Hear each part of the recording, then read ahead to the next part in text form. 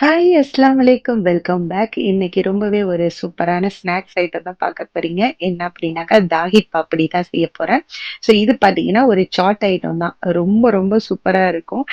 நீங்க வீட்லயே செஞ்சு குடுக்கலாம். இந்த ரமதானுக்கு ஒரு நாள் நீங்க இந்த மாரி செஞ்சு குடுங்க. பசங்க நல்லா என்ஜாய் பண்ணி சாப்பிடுவாங்க. ஸோ இது வந்து என்னோட ஃபேவரைட்ன்னே சொல்லலாம். எனக்கு வந்து சாட் ஐட்டம் சாப்பிடணும் அப்படின்னாக்கா, இதுதான் எனக்கு ரொம்ப பிடிக்கும். ஸோ வாங்க எப்படி செய்யலான்னு பார்க்கலாம். பாப்படி செய்யறதுக்கு ஃபர்ஸ்ட் நம்ம டோ ரெடி பண்ணோம். அதுக்கு வந்து 1/2 கிலோ மைதா எடுத்துக்கலாம். ஓமம் இருக்குல்ல, அது வந்து 1 ஸ்பூன் எடுத்திருக்கேன். ஓமத்த வந்து நல்லா கிரஷ் பண்ணி சேர்த்துக்கோங்க. அப்பதான் அதோட ஃப்ளேவர் வந்து நல்லாருக்கும். அதுக்கப்புறம் உப்பு நான் சேர்க்கிறேன். உப்பு வந்து தேவையான அளவு சேர்த்துக்கோங்க. நெய் பார்த்தீங்கன்னா 4லேருந்து 5 ஸ்பூன் கிட்ட நெய் சேர்த்துக்கோங்க. நெய் சேர்த்து நல்லா பெசஞ்சுக்கணும். தண்ணி இந்த டயத்துல சேர்த்துக்க கூடாது. வெறும் நெய் மட்டும் தான் சேர்த்து நல்லா பெசஞ்சு எடுத்துக்கலாம். ஸோ நல்லா பெசஞ்சதுக்கு அப்புறம் பார்த்தீங்கன்னா, நம்ம உருண்டை புடிச்சோம் அப்படின்னாக்கா, நல்லா உருண்டை பிடிக்க வரணும். அந்த மாரி உருண்டை பிடிக்க வந்தா தான், நம்ம வந்து அந்த பாப்படி செய்யும்போது நல்லா கிரிஸ்பியா இருக்கும். அப்படி இல்லனாக்கா, அது உருண்டை பிடிக்க வரல அப்படின்னாக்கா, ஒரு மாரி வந்து சாஃப்ட்டா சவுத்து போயிடும். ஸோ நல்லா வந்து பெசஞ்சதுக்கு அப்புறம் லைட்டா தண்ணி ஊத்தி ஊத்தி இப்போ வந்து நம்ம அந்த சப்பாத்திக்கெல்லாம் மாவு ரெடி பண்ணுவோம்ல, சேம் அதே மாரியே வந்து நம்ம ரெடி பண்ணி எடுத்துக்கலாம். ஸோ இப்ப பார்த்தீங்கன்னாக்கா, நமக்கு வந்து சூப்பரா டோ ரெடி ஆயிடுச்சு. மேல லைட்டா ஆயில் தடவிட்டு, இத வந்து நான் ஒரு 1 மணி நேரம் நான் அப்படியே வந்து எடுத்து வைக்க போறேன். ஸோ 1 மணி நேரத்துக்கு அப்புறம் பார்த்தீங்கன்னா, நம்ம வந்து இப்ப பாப்படி செய்ய ஆரம்பிக்கலாம். நல்லா வந்து சாஃப்ட்டா இருக்கு. இன்னொரு டைம் நல்லா பெசஞ்சிக்கலாம்.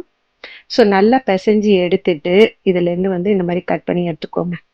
சின்ன சின்ன பாப்படியாவும் நீங்க வந்து செய்யலாம். பட் அது வந்து ரொம்ப டைம் எடுக்கும் அப்படிங்கிறதுனால, நான் பெருசா நல்லா வளர்த்திட்டு, இந்த நம்ம கட் பண்ணுவோம்ல, ரவுண்டு ஷேப்ல, அத வச்சு நான் வந்து கட் பண்ணி எடுத்துக்க போறேன்.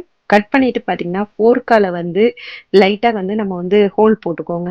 அப்படி இல்லன்னா எண்ணெயில போட்ட உடனே பூரி மாரி உப்பிட்டு இருக்கும். ஸோ இந்த மாரி ஹோல் போடும்போது நமக்கு வந்து நல்லா உப்பாத நல்லாருக்கும். நல்லா கிரிஸ்பியாவும் இருக்கும். ரொம்ப திக்கா இருக்கக்கூடாது. கொஞ்சம் நல்லா தின்னாவே இருக்கணும். அப்பதான் நல்லா வந்து கிரிஸ்பியா இருக்கும். ஸோ இந்த டோவையும் திரும்பவும் நம்ம வந்து வளர்த்தி எடுத்துக்கலாம். இப்ப நல்லா சூடான ஆயில்ல வந்து நம்ம ரெடி பண்ணி வச்சிருக்க பாப்படிய வந்து ஃப்ரை பண்ணி எடுத்துக்கோங்க. ரொம்ப ஹையாவும் வச்சிராதீங்க அடுப்ப. மீடியம் ஃப்ளேம்ல வச்சு நல்லா ஃப்ரை பண்ணி எடுத்துக்கலாம். நல்லா ஃப்ரை பண்ணும்போது தான் அது நல்லா கிரிஸ்பியா இருக்கும். நீங்க வந்து சரியா ஃப்ரை பண்ணாத எடுத்துட்டீங்க அப்படின்னாக்கா, அது வந்து ஒரு மாரி சவுத்து போன மாரி இருக்கும். ஸோ அதனால வந்து நல்லா ஃப்ரை பண்ணி எடுத்துக்கலாம். நல்லா மிக்ஸ் பண்ணிக்கிட்டே இருக்கணும். ஈவனா வந்து எல்லாமே ஒரே கலரா வரணும். இது வந்து நம்ம ஒரே நாள்ல தான் வந்து வச்சு சாப்பிடணும். அதுக்கப்புறம் வந்து வீணா போயிடும்லாம் இல்ல. ஸோ இது வந்து 1 வீக் வரைக்கும் நம்ம வச்சு யூஸ் பண்ணலாம். ரொம்பவே நல்லாருக்கும். ஸோ இப்போ வந்து நல்லா ஃப்ரை ஆயிடுச்சு. நான் எடுத்துற போறேன். இதே மாரி பார்த்தீங்கன்னா, நான் எல்லாமே ஃப்ரை பண்ணி எடுத்துக்க போறேன். ரொம்பவே நல்லா கிரிஸ்பியா சூப்பராவே இருந்துச்சு.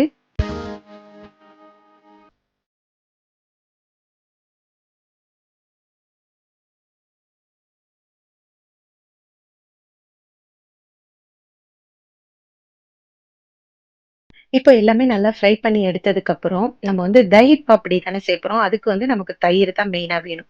ஸோ தயிர் வந்து நான் 2 கப் எடுத்திருக்கேன். அதுக்கப்புறம் பவுடர் சுகர் வந்து ஒரு 2லேருந்து 3 ஸ்பூன் எடுத்திருக்கேன்.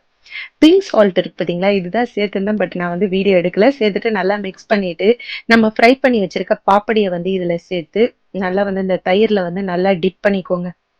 டிப் பண்ணி ஒரு பிளேட்ல எடுத்து வச்சிடலாம். நம்ம வந்து இது 1 மணி நேரம் ஆனதுக்கு அப்புறம் கூடயே நல்லா கிரிஸ்பியாவே இருந்துச்சு சாப்பிடுறதுக்கு. அந்த அளவுக்கு சூப்பரா இருந்துச்சு.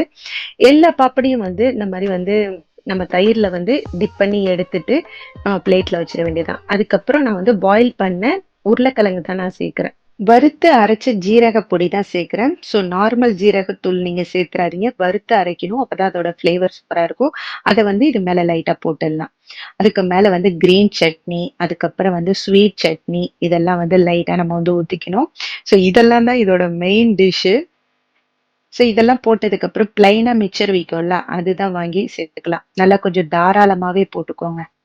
போட்டுட்டு இதுக்கு மேலயே வந்து கிரீன் சட்னி, அதுக்கப்புறம் ஸ்வீட் சட்னி, அதுக்கப்புறம் நம்ம ஃப்ரை பண்ணி வச்சிருந்த பாப்படி அது கொஞ்சோண்டு நொறுக்கி போட்டுக்கோங்க. அதுக்கு மேல வந்து தயிரு, இதெல்லாம் சேர்த்துட்டு நம்ம சாப்பிட்டோம் அப்படின்னாக்கா, வேற லெவலா இருக்கும். நான் எல்லாம் போட்டதுக்கப்புறம் லாஸ்ட்டா வந்து வறுத்து அரைச்ச ஜீரகத்தூளும் லைட்டா போட்டிருக்கேன். போட்டுட்டு இப்ப நான் எடுத்து காமிக்கிறேன் பாருங்க. ஸோ இது அப்படியே நம்ம சாப்பிடும்போது அப்படி இருந்துச்சு. கண்டிப்பா நீங்க ட்ரை பண்ணி பாருங்க. ரொம்ப ரொம்ப சூப்பரா இருக்கும். இந்த வீடியோ உங்க எல்லாருக்குமே பிடிக்கும்னு நெனைக்கிறேன். இந்த ரமதானுக்கு நீங்க இந்த மாரி ட்ரை பண்ணி பார்த்துட்டு எப்படி இருக்குன்னு ஃபீட்பேக் சொல்லுங்க. பாய்.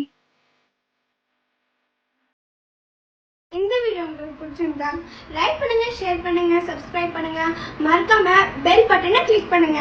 பாய்.